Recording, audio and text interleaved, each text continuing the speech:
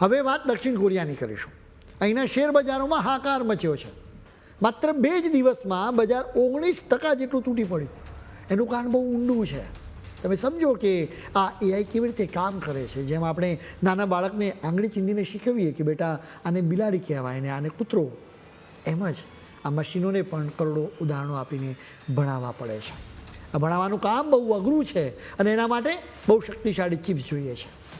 આખું AI model એકવાર ભણી લે પછી એને રોજબરોજના કામમાં લેવું પડે. આજના જમાનામાં તો મોટા મોટા ડેટા સેન્ટરોમાં આવી લાખો ચિપ્સ રાત દિવસ ચાલતી હોય છે, જે આપણા જેવા કરોડો લોકોના સવાલોના ફટાફટ જવાબ આપે છે. પરંતુ અસલી વાત હવે આવે છે.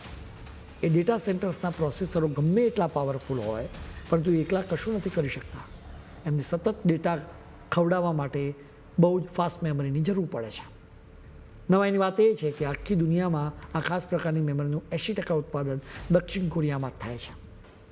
જો કોરિયાની આ મેમરી મળતી બંધ થઈ જાય તો આખા જગતમાં એઆઈ ઇન્ડસ્ટ્રીનું કામકાજ ખોરવાઈ જાય એવી સ્થિતિ છે. આ તો જાણે એવું છે કે ગાડી ગમે એટલી મોંઘી હોય પણ જો એમાં પેટ્રોલ કે ડીઝલ ન પુરાવીએ તો ગાડી આગળ વધે જ નહીં. હવે મેમરી પ્રોડ્યુસ કરતા સાઉથ કોરિયાના એકમો ચલાવવા માટે પુષ્કળ વીજળીની જરૂર પડે છે.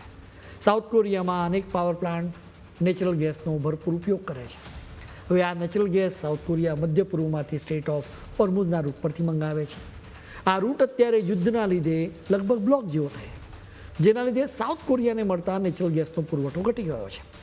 એટલે પાવર પ્લાન્ટને અસર થઈ. આખરે મેમરી પ્રોડ્યુસ કરતા સાઉથ કોરિયાના એકમો માટે વીજળી સપ્લાય પર અસર થઈ છે, જેના લીધે મેમરીનું પ્રોડક્શન ખોરવાઈ ગયું છે. આખરે ડેટા સેન્ટર્સને અસર થઈ રહી છે.